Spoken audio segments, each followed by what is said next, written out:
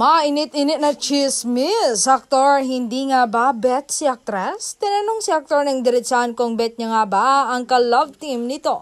Saying niya, only heaven knows in my heart na talagang hindi ko siya bet lang. Kundi mahal na mahal ko siya. Kung pwede lang sanang buksan yung puso, kot, at ipakita sa inyo kung sino ang laman, ipinakita ko na.